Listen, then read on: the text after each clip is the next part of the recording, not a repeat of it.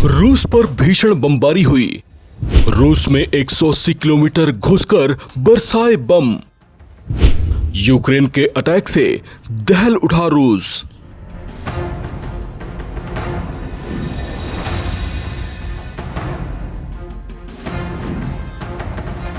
Ukraine ने दुनिया के दूसरे सबसे शक्तिशाली देश रूस पर हमला किया है। यह हमला ऐसा जोरदार था जिससे पूरा रूस दहल उठा। यूक्रेन ने रूस में घुसकर इन बड़े हमलों को अंजाम दिया है। उसके कई महत्वपूर्ण ठिकानों पर बम बरसाए गए हैं, जिसमें उसकी एक बड़ी ऑयल रिफाइनरी, एक महत्वपूर्ण ऑयल फैसिलिटी, एक मिलिट्री एयरफील्ड के साथ साथ उसकी एक बड़ी इलेक्ट्रॉनिक फैक्ट्री भी शामिल है। ये हमले ऐसे थे जिसने रूस की पुतिन सरकार को हैरान कर दिया। यूक्रेन के हवाई हमलों से रूस के कई प्रमुख हिस्से दहल उठे हैं। इस हमले के बाद यूक्रेन की ओर से जारी एक बयान में बताया गया कि उन्होंने रूस की राजधानी मॉस्को से करीब 180 किलोमीटर साउथ ईस्ट इलाके रियाजान में घुसकर उसकी एक बड़ी ऑयल रिफाइनरी पर बम बरसाए, जिसके बाद वहां भीषण आग लग गई।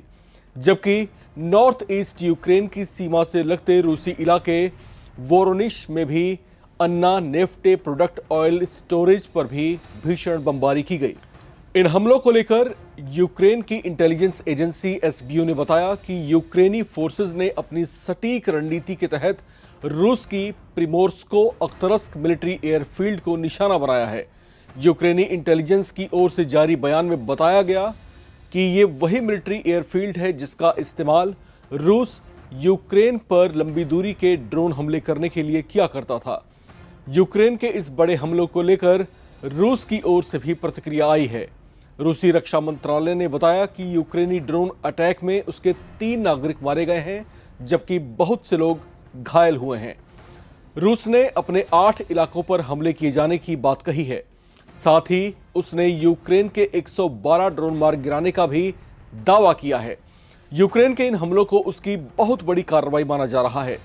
इस युद्ध में अब तक बैकफुट पर दिखाई दे रहा यूक्रेन अब आगे बढ़कर रूस पर न सिर्फ हमले कर रहा है, बल्कि रूस के भीतर घुसकर उसके कई किलोमीटर अंदर के इलाकों पर भी वार कर रहा है।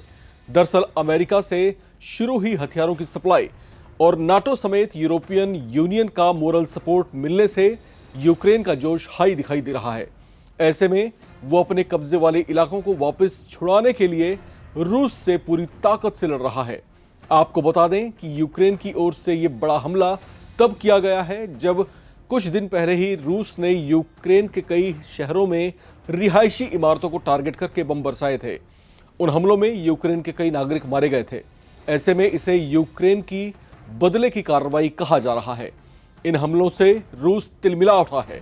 ऐसे में संभावना इस बात की बढ़ गई है कि वो जल्दी ही घातक बदला ले सकता है।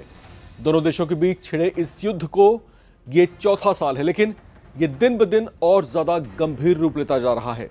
कुछ दिन पहले भी यूक्रेन ने मॉस्को के 4 बड़े हवाई अड्डों को निशाना बनाकर हमले किए थे, जिसमें शेरेमेयेत्स्को, वनुकोवो, डोमोडेडोवो और जुकोवस्की हवाई अड्डों पर उड़ानों का संचालन कई बार रोकना पड़ा था। रिपोर्ट्स ने इस बात की भी पुष्टि की थी कि रूसी हवाई सेवा को कम से कम 140 उड़ानें रद्द करनी पड़ी थी और 130 से ज्यादा उड़ानों के मार्ग डाइवर्ट करने पड़े थे। हालात इस कदर गंभीर हो गए थे कि रूस को अपने कई इलाकों में अलर्ट जारी करना पड़ा था। अब आप इन तमाम घटनाक्रमों से इस बात का अंदाजा लगा सकते हैं कि रूस और यूक्रेन के बीच का युद्ध कितना ज्यादा गंभीर होता जा रहा है। इसकी परिणति क्या होगी, क्योंकि अब इस युद्ध के अंदर जो है सिर्फ यूक्रेन और रूस की लड़ाई नहीं रह गई। अब यूक्रेन के पीछे जो है अमेरिकी हथियारों की सप्लाई है, नाटो का समर्थन है, इसके अलावा यूरोपियन यूनियन का सपोर्ट है। तो यहां पर जो है अब ये युद्ध जो है विकराल रूप लेता हुआ दिखाई दे रहा है। हालांकि यूक्रेन को ये सपोर्ट अभी सिर्फ मोरल सपोर्ट है, प्रत्यक्ष तौर से सपोर्ट नहीं है, लेकिन रूस का रुख इसको लेकर के जिस तरीके का है और जिस तरह से उसने आक्रामकता दिखाई है और चेतावनी भी दी कि अगर नाटो, अमेरिका और यूरोपियन यूनियन नहीं माने तो वो कुछ बड़े कदम भी उठा सकता है। बड़े कदम क्या होंगे, हालांकि उसने खुल के नहीं बताया, लेकिन इतना जरूर है कि यह युद्ध एक गंभीर मोड़ पर पहुंच सकता है।